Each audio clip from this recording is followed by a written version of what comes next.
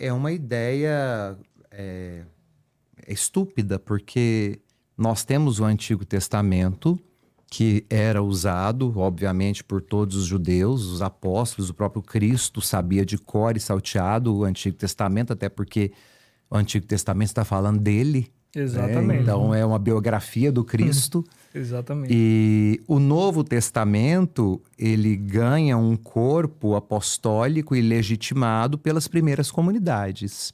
Acho que o grande problema que se dá é com relação aos textos deuterocanônicos do Antigo Testamento, quando nasce a primeira tradução a pedido do Império Grego, que vai pegar os escritos hebraicos e 70 sábios judeus para poder traduzir toda a Bíblia hebraica para a língua grega. E além de traduzir isso na cidade de Alexandria do Egito, que era a sede grega do Oriente. Isso além de traduzir os textos para o grego, esses autores sagrados tiveram a liberdade de escrever outros textos também, né? Foram 7 livros escritos em língua grega na cidade de Alexandria, que pertencia à Grécia, mas ficava no Egito, era o Império Grego. Então, a partir desse momento, esses escritos em língua grega são considerados deuterocanônicos porque foram escritos fora do contexto judaico e fora da língua hebraica.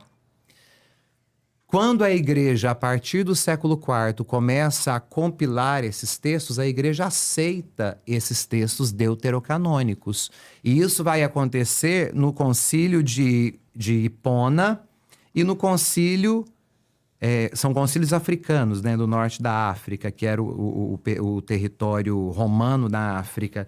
Concílio de Hipona, em 393, e o concílio de Cartago, em 397. Esses concílios que foram liderados pelos bispos da Igreja do Norte da África, que era considerado o Império Romano ainda.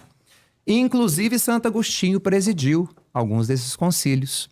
E é justamente aqui que nós vamos reconhecer formalmente o cânon dos 46 livros do Antigo Testamento, incluindo os deuterocanônicos, os 6 deuterocanônicos, ou seja, os 6 que foram escritos depois em língua grega, e os 27 livros do Novo Testamento que foram selecionados para formarem o cânon do Novo Testamento, que contam a vida... Em que ano foi isso? 397. 397. E aí? A Igreja Protestante surge a Revolução com Lutero em 1517. Aí quer dizer que a Igreja passou 1.300, 1.200 anos completamente errada. Usando uma Bíblia completamente errada. E é questionar justamente o período patrístico, né? Que se dedicou exclusivamente a isso. Né? Nós temos aí os padres da Igreja, né? Que são para nós a base da nossa fé dogmática, né? Então, questionar essa legitimidade dos textos canônicos, daquilo que foi determinado pela Igreja, né? O grande decreto do Papa Damásio I, no ano de 382, onde ele reconhecia, né, a validade destes livros e não de outros, né? Vamos ter depois a influência da Vulgata, a tradução, porque como foi traduzido o Antigo Testamento do hebraico para o grego, o Novo Testamento já foi escrito em grego. Então era preciso agora escrever na língua do Ocidente, que era o latim. Então vem a tradução da Vulgata de São Jerônimo. Então traduz o Antigo Testamento e o Novo Testamento para o latim. Talvez surja a dúvida, padre, é possível que tenha se perdido, que se tenha modificado alguma coisa nas traduções? É óbvio que sim. Por isso que quando nós estudamos exegese bíblica, nós vamos ao texto original. Nós temos que ir ao original hebraico e ao original grego, porque as traduções acabam não tendo correlação para todas as palavras. Exatamente. É como dizer... A questão dos irmãos de Jesus. Não, os irmãos ainda é difícil, porque está no grego, 2 palavras gregas, mas vamos falar a palavra em português, saudade. Pois é. Como se traduz saudade em espanhol? Não tem. Você tem que se aproximar do que a palavra quer transmitir. Né? E nesse aproximar-se, você corre o risco de desviar um pouco. Justamente porque você vai aproximar. E para aproximar, você vai usar uma palavra que é usada para outras coisas também. Verdade. Né? Tanto que nós vamos ter no período barroco, do Renascimento, né, o período pós-Idade Média, o Renascimento é o resgate cultural da cultura greco-romana, da arquitetura, da beleza greco-romana, no período do Renascimento. Na Vulgata, São Jerônimo não entendia o significado de resplendor, que seria aquele raio que aparece na cabeça dos santos. O resplendor. São Jerônimo não tinha uma palavra no latim para designar o resplendor, que é aquele símbolo que tem na cabeça dos santos, né? Então, São Jerônimo vai traduzir por cornus no latim. E o que é cornus?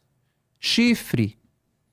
Então, quando você pega, por exemplo, Michelangelo, Da Vinci, você pega esses grandes expositores do Renascimento, eles vão desenhar os santos, eles colocam um chifre na cabeça dos santos, porque eles desenham de acordo com a tradução da Vulgata. Então vocês vão ver o Moisés de Michelangelo, na igreja de São Pedro em Vincoli, em Roma, ele tem ali 2 cornos, né, que na verdade era para significar o resplendor de Moisés. Que mais tarde nós vamos trocar isso e colocar o resplendor bonitinho para entender. Mas a tradução é essa. Então, cornus é chifre. É a palavra mais próxima para adereço de cabeça que São Jerônimo achou para dizer o que o grego e o hebraico queriam falar a respeito dessa manifestação na cabeça dos santos. Então, é o que eu digo, traduzir a palavra saudade para outros idiomas é aproximar-se de algo possível. Nunca vai ser a mesma coisa. Isso acontece com o hebraico quando é traduzido para o grego e acontece com o grego quando é traduzido para o latino. Por isso que nós temos sempre que estudar na fonte, buscar a fonte hebraica e a fonte grega, porque senão a gente lê a coisa ao pé da letra nas traduções, sem termos conhecimento do original, e a gente acha que aquilo ali está correto, né? Por isso que a Bíblia ela não pode ser interpretada de qualquer modo. Precisa-se ter uma interpretação voltada para o que o fato... O livre exame, né? A questão do livre exame. Justamente, você tem que estar no fato escrito e não no fato apologético literário.